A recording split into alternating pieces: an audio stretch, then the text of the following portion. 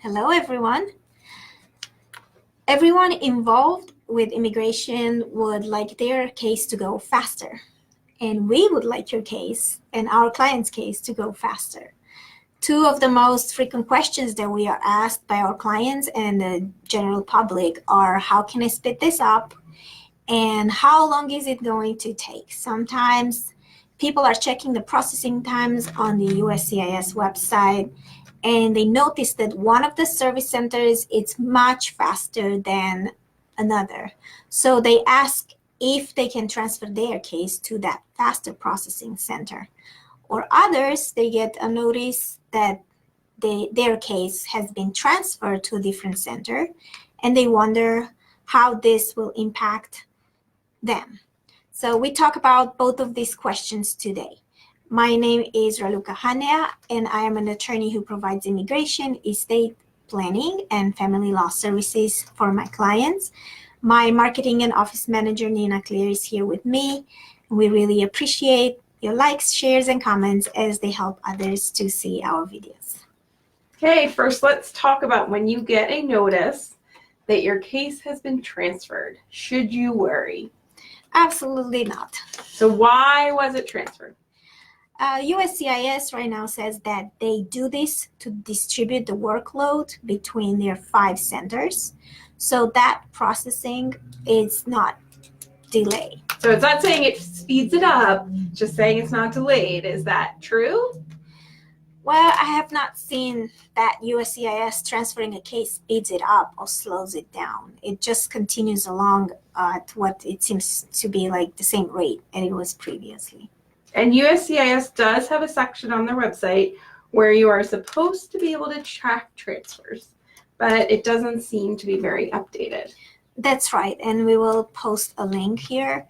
But the last update was in December 2018. And we know that our clients' cases have been transferred since that time, so I wouldn't rely on that for information about your case being transferred. So what can you rely on? Well, as we always tell everyone, if you move, you must update your address with USCIS within 10 days of moving.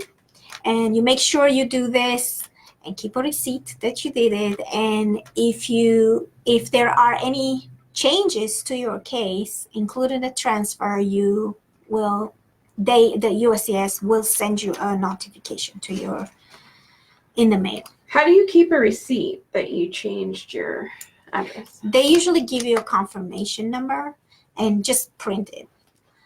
Sometimes they also send you an email, but print it, because it happened before when our clients changed their address, but USCIS sent documents to the old address.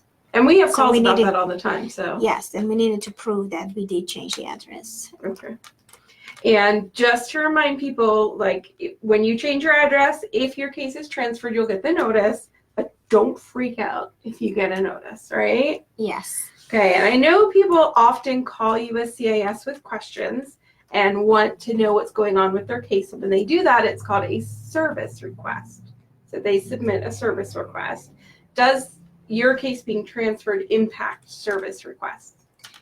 I mean, it can. There are timelines that USCIS must follow in responding to applications and queries. The receipt notice date is what dictates any inquiries of your case.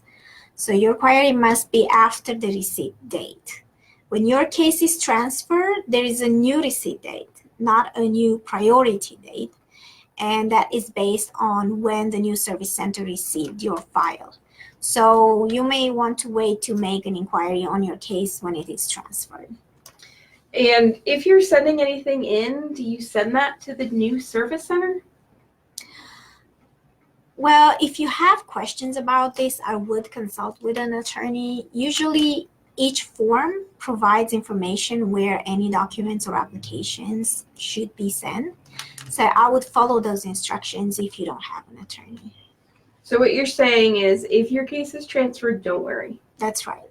What about if you see that there's a center that's faster for the same type of application you're filing than the one you originally used? Can you ask for your case to be transferred?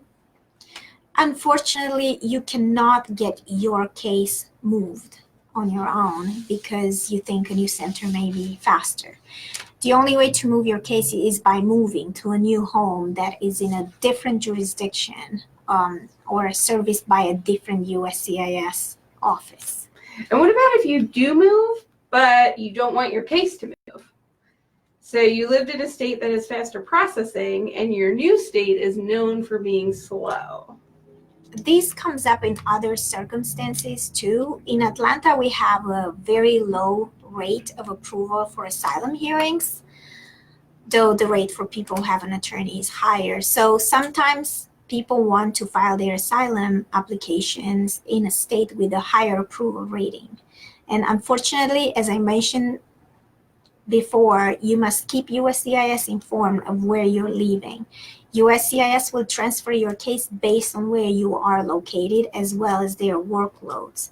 So you don't really have any control over what they do with your application. So thank you for watching today, and for all your likes and comments. Please reach out to us if you have any questions about your immigration case. We're always here to help. See you soon.